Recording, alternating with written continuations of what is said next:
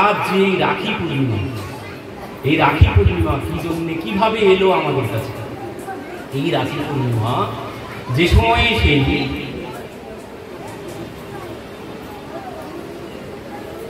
লীলা অনেক দূর, মানে সূত্র অনেক দূরে, যে সময়ে সেই সমুদ্র মন্থন হয়েছিল।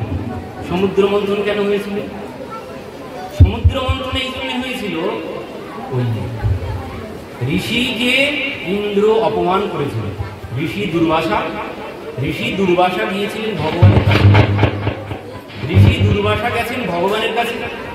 এখন ভগবান কি করেছেন, নিজের গলা থেকে মালাটা খুলে ঋষির গলায় পরিয়ে দিয়েছেন। এখন ইনি ওই মালা পেয়ে আনন্দ করতে করতে আসছেন, বৈকুণ্ঠ থেকে ফিরে আসছেন। আসতে আসতে পথে দেখছেন দেবরাজ ইন্দ্র যাচ্ছে ঐরাবতের পিঠে চলে।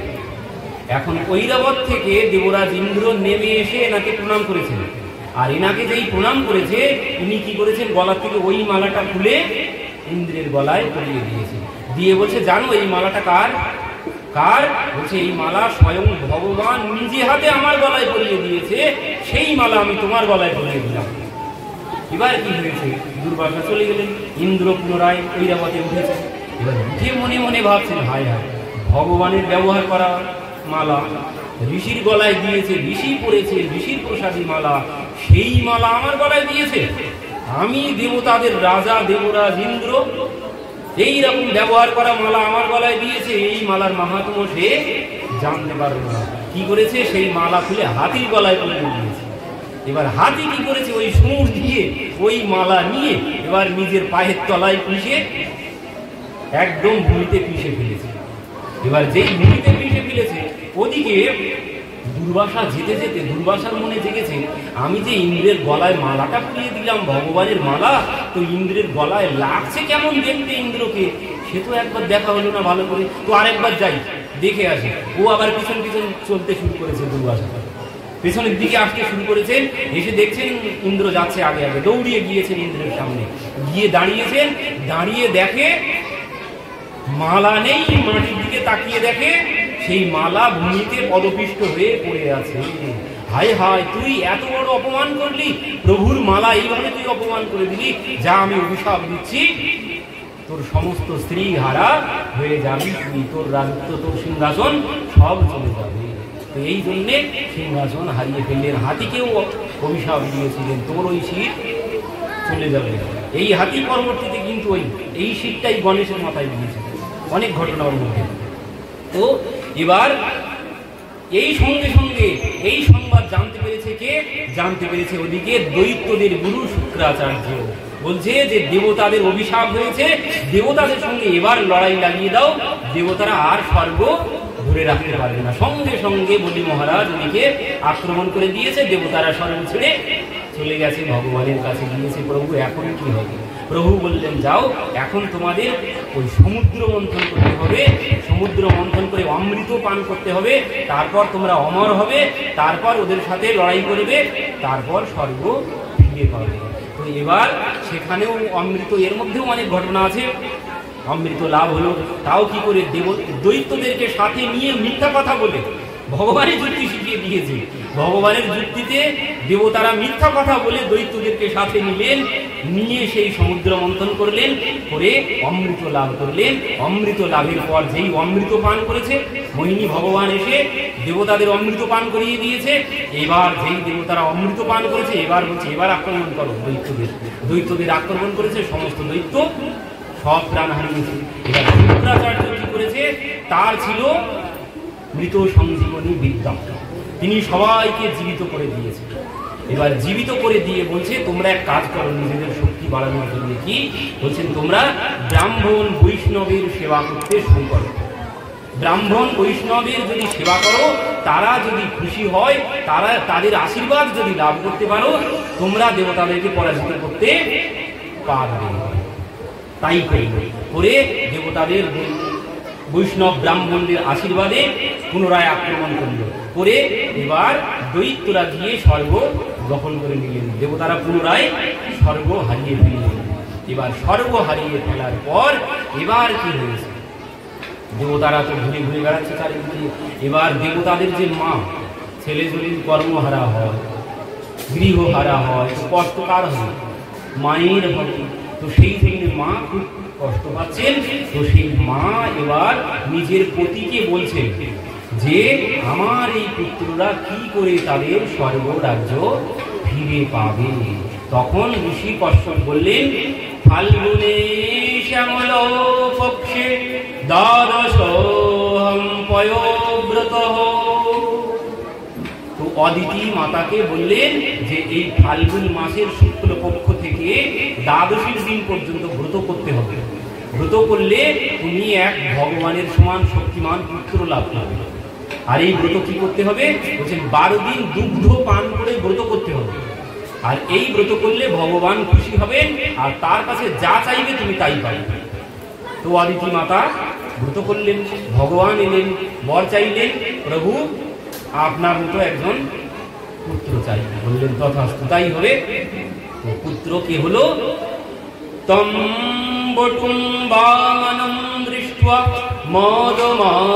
মোদমানমহর্ষয়া কর্মাণি কারয়ামাস পুরস্কৃত্বা প্রজাপতি। কে হলো? অদিতি মায়ের সন্তান হলো তম বটুম বামন দৃष्ट्वा, বামন ভগবান। বামন ভগবান কি জয়। এই বামন ভগবানের আবির্ভাব তিথি কিন্তু আর কিছুদিন পরে বামন দ্বাদশী আসছে সন্ধ্যে। তো সেই বামন ভগবান আবির্ভূত হলেন। এবার বামন ভগবান যখন বড় হয়েছেন, একটু সমস্ত ব্রাহ্মণরা বলছেন, ঋষিগণ বলছেন, যখন ভগবান আমাদেরই বংশে এসেছে, তো ভগবানকে আমরা আমাদের মতো করে সাজাবো। তো কি করব? বলছে ভগবানকে ওই যজ্ঞোপবীত সংস্কার করাবো। ভগবান হয় হোক, ভগবানের গলায় পল্টি দেবে। তো ওই যজ্ঞোপবীত সংস্কার করার জন্য কেশ মুন্ডন করা হলো। কেশ মুন্ডন করে ওই কৌপিন বস্ত্র পরানো হলো, পরিয়ে এবার ওই যজ্ঞোপবীত সংস্কার হলো। এবার যজ্ঞোপবীত সংস্কারের সময় একটা বিধি আছে। কি বিধি? বিধি হচ্ছে ভিক্ষা করতে হবে। ভিক্ষা করে গুরুদেবকে দান করতে হবে। তো এবার বামন ভগবান ভিক্ষা করতে গেছেন। বামন ভগবান যখন ভিক্ষা করতে গেছেন, ব্রহ্মা দিয়েছেন কমণ্ডলু, সরস্বতী দিয়েছেন রুদ্রাক্ষ মালা, ব্রহ্মা দিয়েছেন কমণ্ডলু, অন্নপূর্ণা দেবী দিয়েছেন ভিক্ষা, আর আকাশ দিয়েছেন ছত্র, আর পৃথিবী দিয়েছেন পাদুকা। তো এই সমস্ত সামগ্রী নিয়ে সপ্ত ঋষি দিয়েছেন আসন। তো এই সমস্ত সামগ্রী নিয়ে তিনি ভিক্ষা করতে বেরিয়েছেন, ভিক্ষা করেছেন।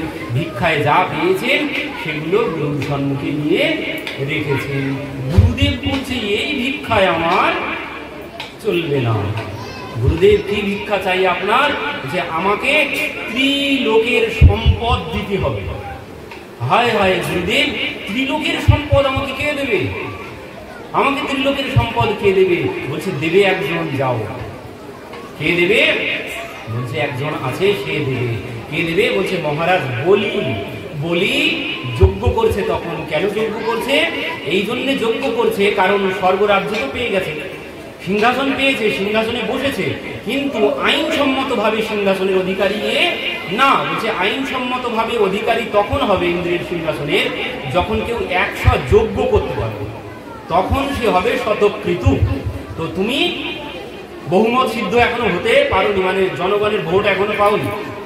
নিজের শক্তির বলে উঠেছো সিংহাসনে, জনগণের ভোট না পেলে তুমি এখানে বেশি দিন থাকতে পারবে না।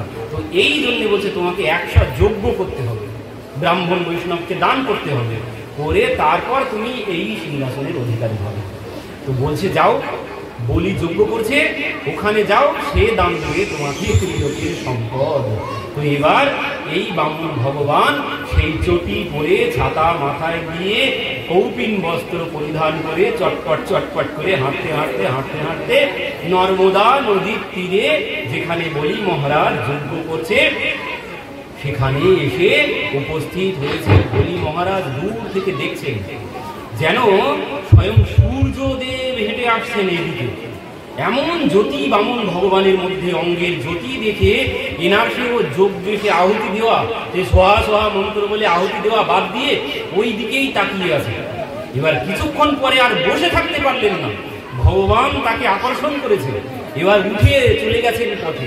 পথের মধ্যে গিয়ে ভগবানের সম্মুখে গিয়ে দাঁড়িয়ে বলছেন, স্বাগতম তে নমস্তভ্যম ব্রাহ্মণ কিং করবামতে ব্রহ্মর্ষি নম তপোষক্ষৎ মন্যেত্বম বপুধরম। বলছেন স্বাগতম স্বাগতম ব্রাহ্মণ দেবতা, সুস্বাগতম, আসুন, কৃপা করে আপনি এসেছেন, বলুন। এবার আপনি যখন কৃপা করে এসেছেন আর আপনার এই রূপ দর্শন করে আমার যেন মনে হচ্ছে আমার যা আছে সব দিয়ে দিয়ে আপনাকে উজাড় করে। ভগবানের রূপে এইভাবেই সবাই মুগ্ধ হয়ে যান, যার মধ্যে প্রেম আছে সে মুগ্ধ হয়ে যান। মুগ্ধ হয়ে বলছে যেন আমার যা আছে সব দিয়ে দিন, বলুন আপনার কি চাই। বামন ভগবান বলছে, আপনাকে দেখে কি মনে হচ্ছে? আমি কি ভিক্ষা করতে এসেছি? আপনার কাছে আমি ভিক্ষা নিতে এসেছি? তো বলি মহারাজ বলছে, ব্রাহ্মণ কোনোদিন কারোর গৃহে এমনি যায় না, ব্রাহ্মণ স্বার্থ ছাড়া কোথাও যায় না। তো বামন ভগবান বলছে, তাহলে আমি ভিক্ষাই নিতে এসেছি? বলছে, হ্যাঁ, আপনি ভিক্ষাই নিতে এসেছেন, এমনি এমনি কোনোদিন ব্রাহ্মণ কারোর বাড়িতে যায় না। তো বলুন আপনার কি চাই? আপনি যা চাইবেন আমি সব দেব, আপনি যা চাইবেন বলুন আপনার কি চাই। আপনাকে দেখে আমার এত ভালো লেগেছে, আপনি যদি আমাকেও চান আমি আপনাকেও দিয়ে দেব, আপনার চাই কি বলুন। বামন ভগবান বলছে, না না, আমার কোনো কিছু চাওয়ার নেই, আমার কিচ্ছু চাই না, আমার কোনো কিছু চাওয়ার নেই, আমি অন্যান্য ব্রাহ্মণদের মতো না। তুমি যেরকম ভাবছো ব্রাহ্মণ যেমন হয় আমি অমন না। গিয়েছেন কিন্তু চাইতে, ইন্দ্র নাটক আমি অমন ধরনের ব্রাহ্মণ না যারা সবার বাড়িতে যায় ভিক্ষা করতে, কিছু চাইতে। আমি কোনো কিছু তোমার কাছে চাইতে আসিনি। এবার কি করছেন? বলছেন, বলি আমি এখন যা দেখছি, যা শুনেছি, সব তো এখন দেখতে পাচ্ছি সব সত্য। কারণ তোমার যে পূর্বপুরুষগণ তারা তো খুব বড় ভক্ত ছিলেন, কারণ তারা সেই হিরণ্যকশিপু, হিরণ্যাক্ষ, হিরণ্যকশিপু, তাদেরই সন্তান হচ্ছে প্রহ্লাদ, প্রহ্লাদের পুত্র বিরোচন, বিরোচনের পুত্র বলি তুমি। তো তোমার পূর্বপুরুষদের কথা আমি যেমন শুনে রেখেছি, এখন দেখতে পাচ্ছি সত্যি তোমার পূর্বপুরুষরা ভালো না হলে তাদের বাড়িতে এমন সন্তান হয় না। আর এই কথা যখন বলেছে, বিনাক তো আরো প্রেমে গদগদ হয়ে গেছে বলি মহারাজ, কারণ আমি আমার পূর্বপুরুষের কথা ইনি সব জানেন। যদি আমার পূর্বপুরুষের কথা কেউ জানে তার প্রতি কিন্তু আমার শ্রদ্ধাই বাড়বে, কারণ এমনি এমনি পূর্বপুরুষের কথা মনে রাখা যায় না, শ্রদ্ধা যদি না থাকে আমার পূর্বপুরুষের প্রতি। তো এই জন্যে বলির এখন খুব ভালো লেগে গেছে, আরো বেশি ভালো লেগে গেছে। এই কথা যখন বলেছে বামন ভগবান বলছেন, আপনি বলুন কি চান, যা চাইবেন, আমার রাজত্ব যদি চান সব দিয়ে দেব, যদি বলেন ভালো সুন্দরী কন্যা দেখে বিবাহ দিতে তাও দিয়ে দেব, রাজত্ব দিয়ে দেব, সব দিয়ে দেবো, আপনি কি চান। বলি আমার কোনো কিছু চাওয়া নেই, আমি বললাম না আমি অন্যান্য ব্রাহ্মণদের মতো না, আমার কোনো কিছু চাওয়ার নেই। না না, আপনি কিছু তো চান, আমি না দিয়ে থাকতে পারছি না, আমি কিছু দিতে চাই আপনাকে, বলুন আপনার কি চাই। এবার বলছেন, বলি তুমি কিছু দিতেই চাও, তো যদি দিতেই চাও তুই এক কাজ করো, পদানিত্রেণ দৈত্যেন্দ্র সংয়তানি পদামম। বলি তুমি যদি দিতেই চাও তো 3 চরণ ভূমি আমাকে তুমি দাও। হায় হায়, হো হো করে হাসতে শুনতে, কি বলছেন আপনি? আপনি ছোট তো, ওই জন্য আপনার বুদ্ধিটাও ছোট, আপনি এই 3 চরণ ভূমি নিয়ে কি করবেন? বলছে, দেখো আমি খুব সন্তোষী ব্রাহ্মণ, আমি অল্পতেই খুশি হই, আমার এই 3 চরণ ভূমি কি জন্য লাগবে জানো? আমি একটু ভজন সাধন করার জন্য বসতে হবে, না বসলে তো আর ভজন সাধন করা যায় না, তো বসার জন্য একটু জায়গা লাগবে আমার আর বেশি কিছু লাগবে না। কারণ ওই কোথাও যদি গিয়ে বসি সবাই তাড়িয়ে দেয়, বলে এখানে বসবেন না, এখানে আজ বসেছেন, কাল ভক্তদেরকে এনে বসাবেন, পরের দিন দেখা যাবে এখানেই মন্দির উঠে যাচ্ছে, সেই জন্য কেউ আমাকে কোথাও বসতে দেয় না। তো তুমি এক কাজ করো, আমাকে ওই বসে ভজন সাধন করার জন্য 3 চরণ, তাও কি আমার পা দিয়ে মেটে নেব, তোমার চরণ না। বলি বলছে, হায় হায়, আপনি এইভাবে অপমান করছেন কেন? আপনার এই ছোট্ট ছোট্ট চরণ আপনি নিজের চরণে মেপে নেবেন 3 চরণ ভূমি। লোকে যদি শুনে তো সবাই আমাকে কি বলবে, আমি 3 চরণ ভূমি দান করেছি, সবাই তো আমাকে ব্যঙ্গ করবে। এ কোনোদিন সম্ভব নয়। আপনি ঠিক করে বলুন আপনার কি চাই। বলি আমার কোনো কিছু চাই না, আমি চলে যাচ্ছি। তুমি যদি দাও 3 চরণ ভূমি তো দাও, না হলে আমি চলে যাচ্ছি, আমার কোনো কিছু না। না দাঁড়ান দাঁড়ান দাঁড়ান দাঁড়ান, চলে যাবেন না। ঠিক আছে, আপনার যদি ওই 3 চরণ ভূমিতেই মন ভরে যায়, ঠিক আছে নিয়ে নেন 3 চরণ ভূমি। আপনার কোথায় যেখানে খুশি আপনি সেখান থেকে ওই 3 চরণ ভূমি মেপে নিয়ে নেন। বলি ওইভাবে আমি দান নিই না, আমি ব্রাহ্মণ। আমি দান নেব, আগে সংকল্প করতে হবে। কুমণ্ডলু থেকে হাতে জল নাও, নিয়ে সংকল্প মন্ত্র বলো, তারপরে আমি দান গ্রহণ করব। হায় হায় হায়, আপনি হাসালেন, সবাই শুনে হাসবে। 3 চরণ ভূমি দানের জন্য আবার সংকল্প করতে হয়? করতে হয়, আমার জন্য করতে হবে। যদি দান দাও তো সংকল্প করো, না হয়তো আমি চললাম। ভগবান চলে যাচ্ছে। দাঁড়ান দাঁড়ান, এদিকে এবার শুক্রাচার্য দাঁড়িয়ে আছে। শুক্রাচার্য ভাবছে এ কেমন ব্রাহ্মণ, এমন ব্রাহ্মণকে তো আগে কোনোদিন দেখিনি। আর এইটুকু ব্রাহ্মণ এত বড় বড় কথা বলছে, এর মধ্যে তো কিছু একটা রহস্য আছে, দেখতে হয়। এবার শুক্রাচার্য কি করেছে, শুক্রাচার্য চোখ বন্ধ করেছেন। আর যেই চোখ বন্ধ করেছেন সঙ্গে সঙ্গে জানতে পেরেই ওদিকে বলি সংকল্প করার জন্য প্রস্তুত হয়েই পড়েছে। ইনি দেখতে পেলেন কি বলছেন, বলি দাঁড়াও, কি বলছেন, এসো বৈরেচনে ভগবান বিষ্ণুর অব্যয়ঃ কশ্যপাদিতির্যাত দেবানাম কার্য সাধকঃ। বলি শান্ত হও, সংকল্প করো না, সংকল্প করো না।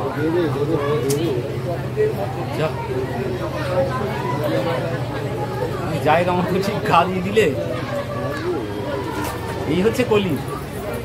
কলি এটাই চায়, কলি বাধা দিতেই চায়। যেখানে ভগবানের কথা হয় কলি এটাই করতে আসে। কথা যেখানে জমে যাবে ও ঠিক সেখানে এসে বাধা দেবেই দেবে।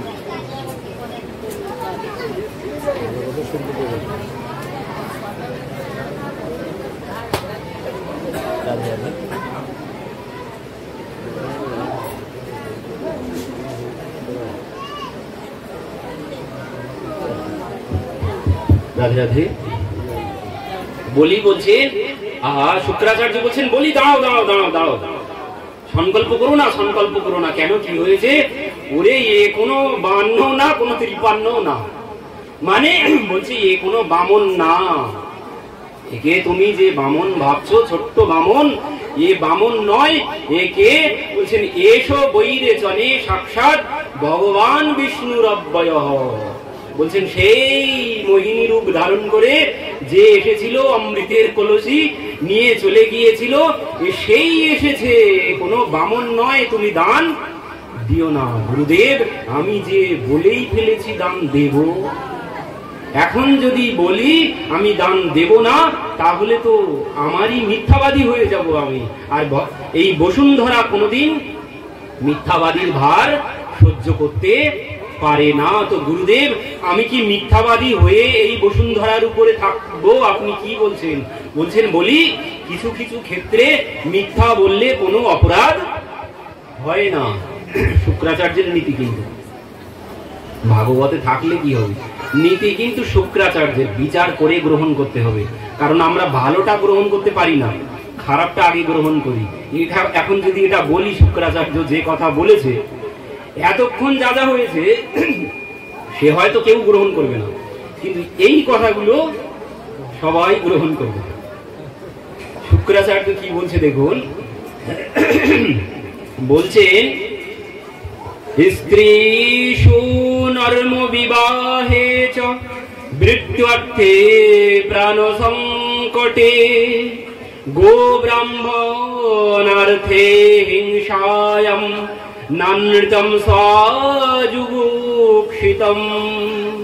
বলছেন বলি কিছু কিছু ক্ষেত্রে মিথ্যা বললেও কোনো অপরাধ হয় না। কোন কোন ক্ষেত্রে বলছেন? স্ত্রী সুনর্ম বিবাহে চ, মানে স্ত্রী পত্নীর সাথে মিথ্যা কথা বললে কোনো অপরাধ হয় না।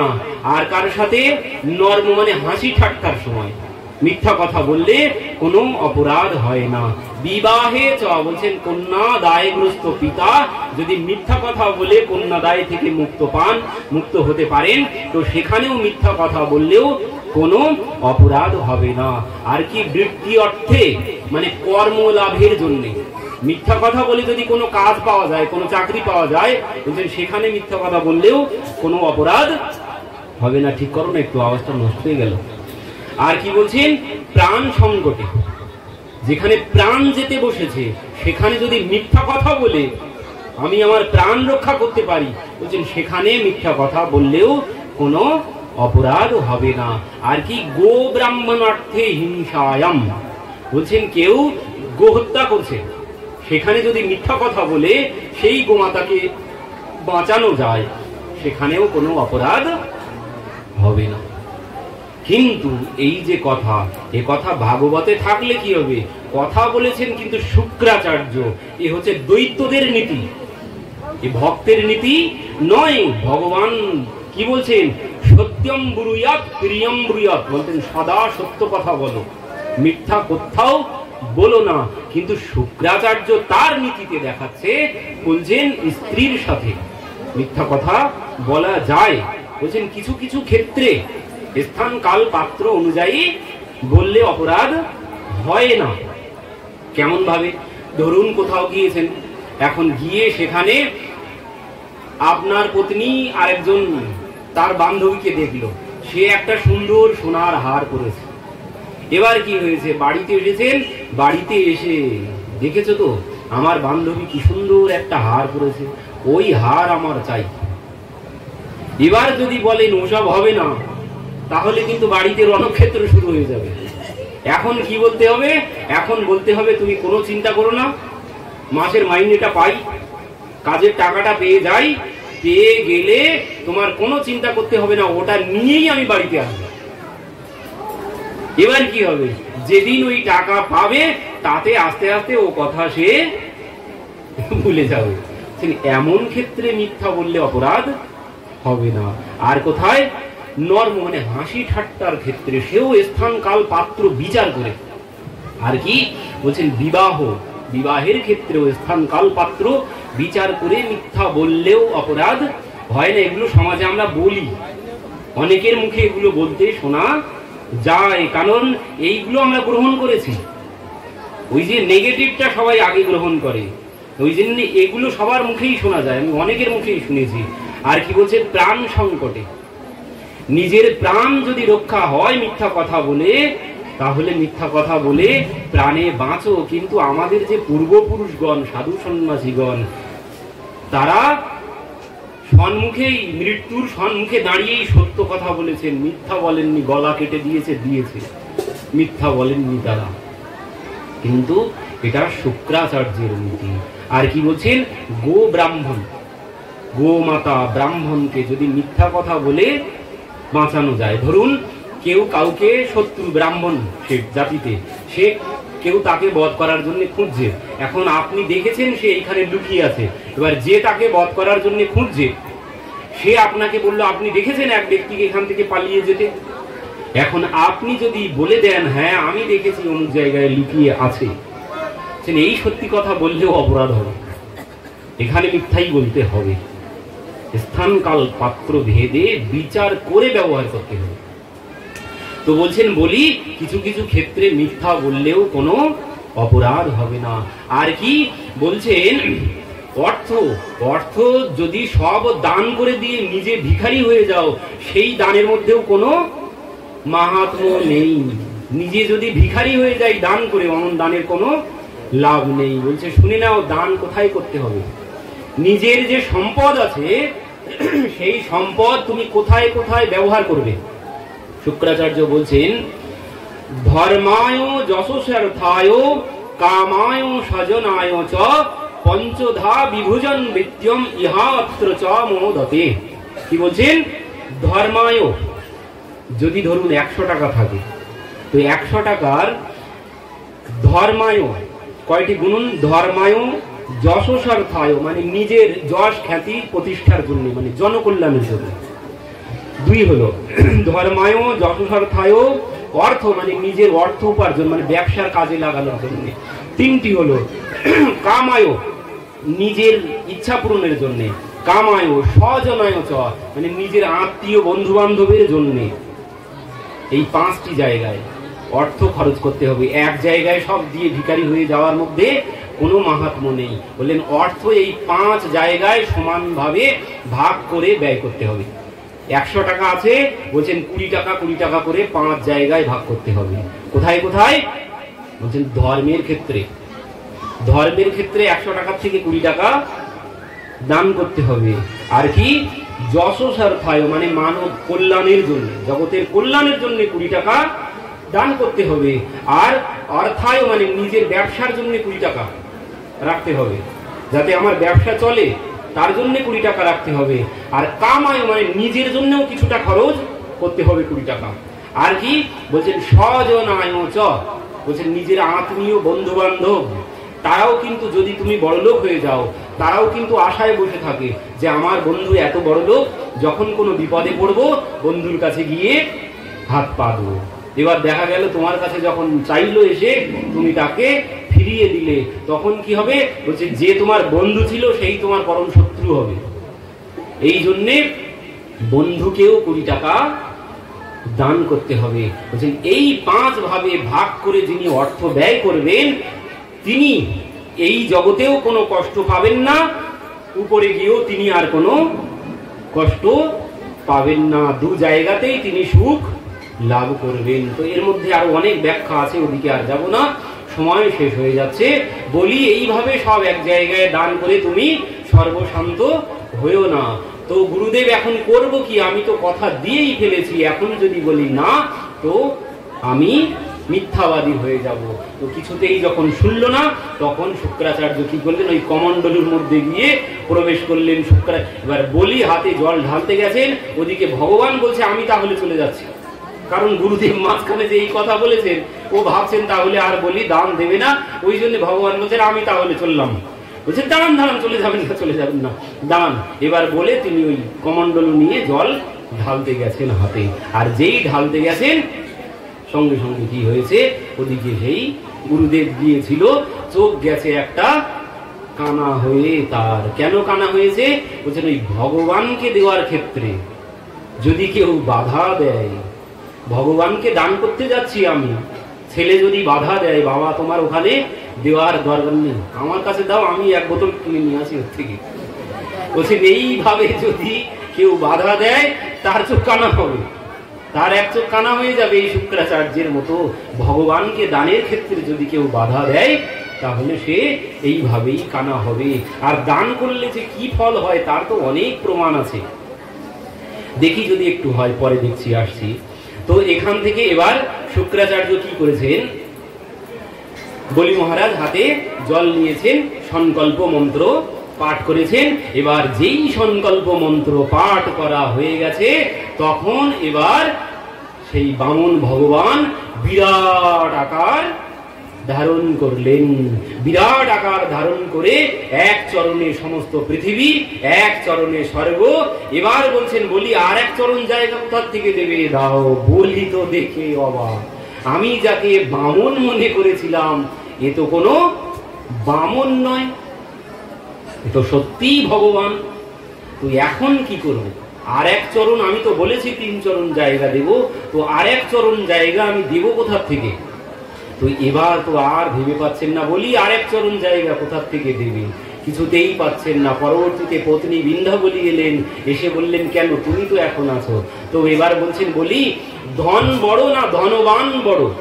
ভগবান বলছেন কেন, ধনবানই বড়, ধনের থেকে ধনবান বড়। বলি বলছেন তাহলে প্রভু এই ধনবান এখনো আপনার সম্মুখে দাঁড়িয়ে আছে, আপনার আর 1 চরণ জায়গা আপনি ধনবানের মাথার উপরে রেখে নিয়ে নিন।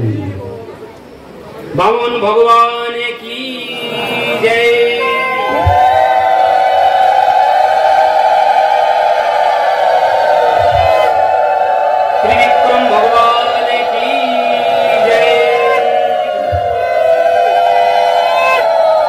তো এবার 3 চরণ জায়গা নেওয়া হলো।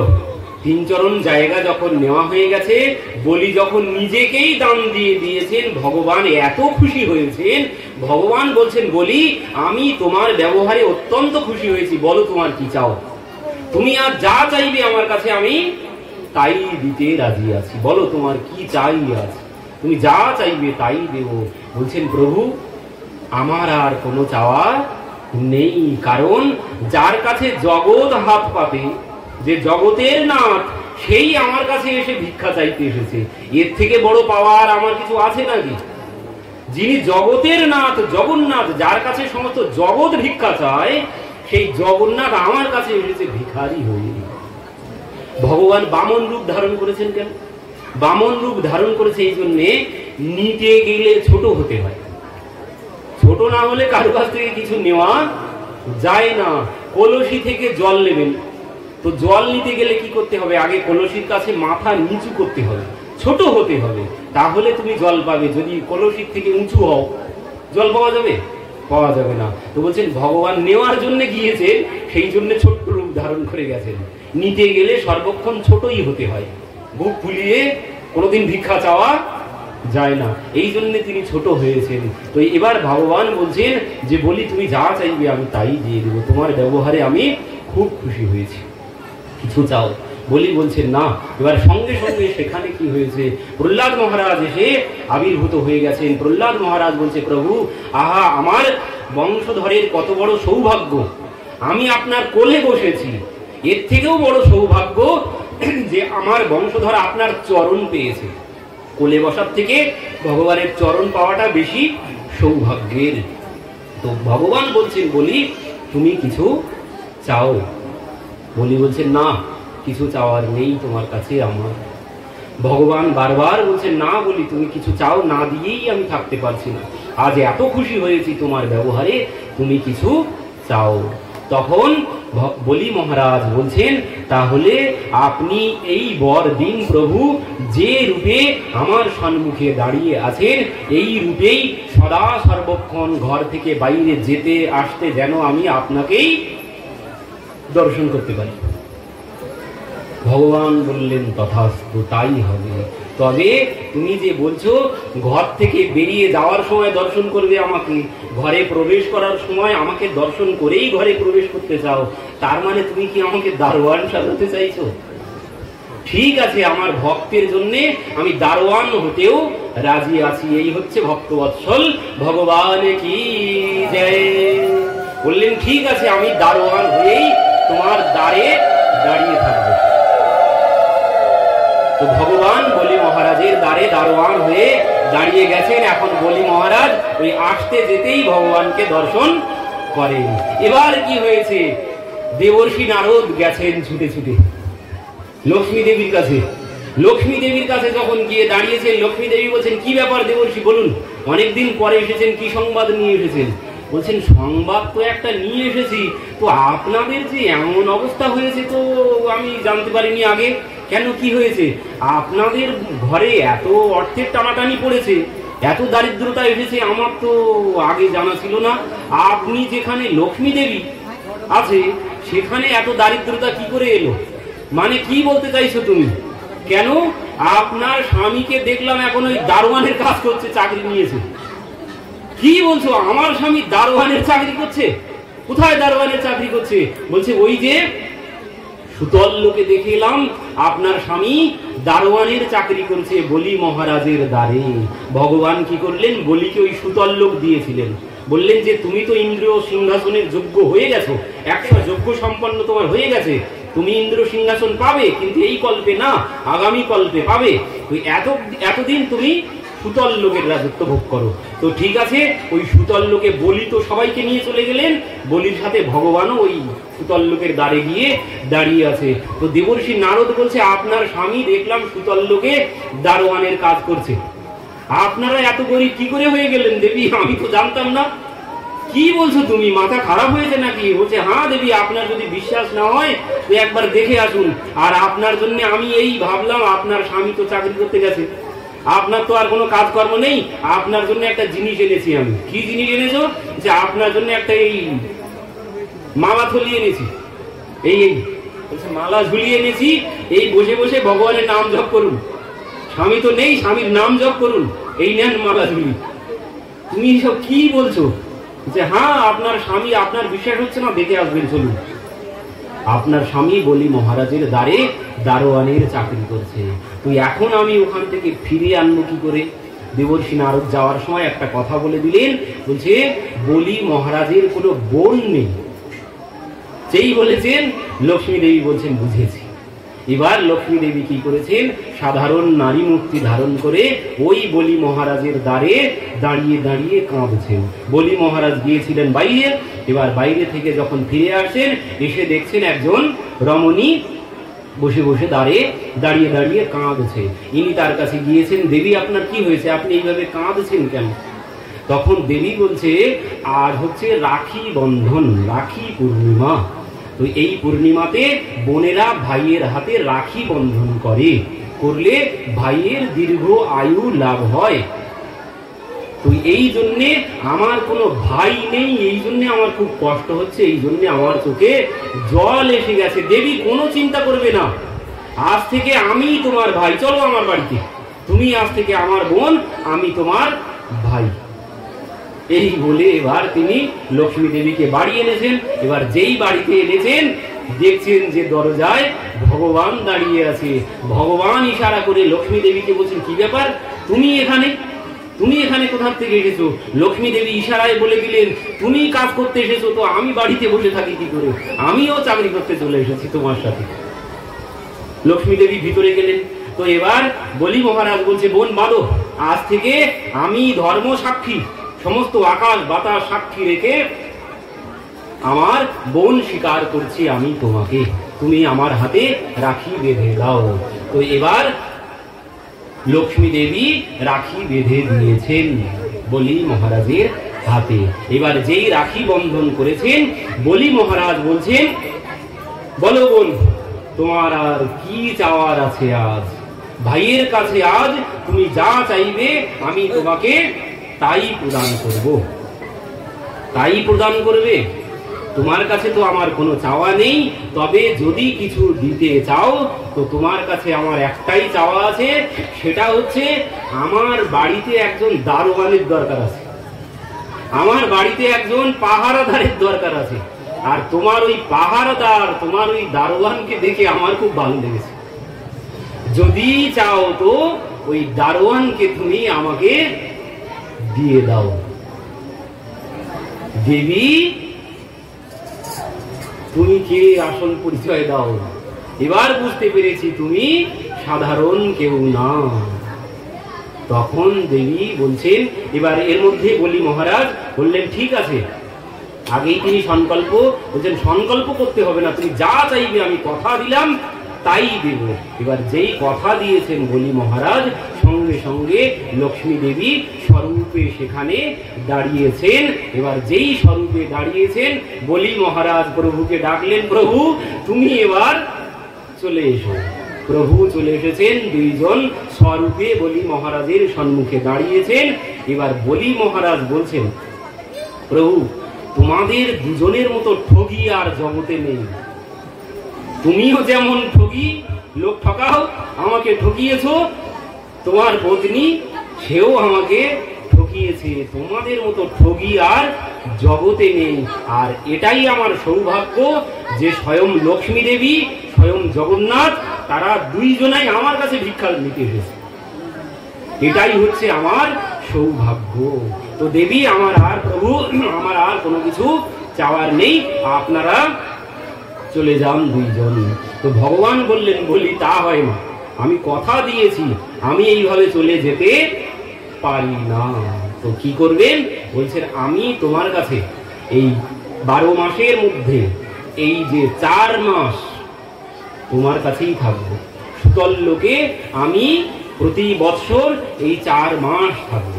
এই যে আমরা বলি স্বয়ং একাদশী, সবাই নাকি ঘুমোচ্ছে, ভগবান নাকি ঘুমিয়েছে। ভগবান ঘুমাননি, ওটা মিথ্যা কথা। আসল কথা হচ্ছে এই ভগবান এই 4 মাস ওই স্বয়ং একাদশী থেকে উত্থান একাদশী পর্যন্ত ওই সুতল লোকে থাকেন।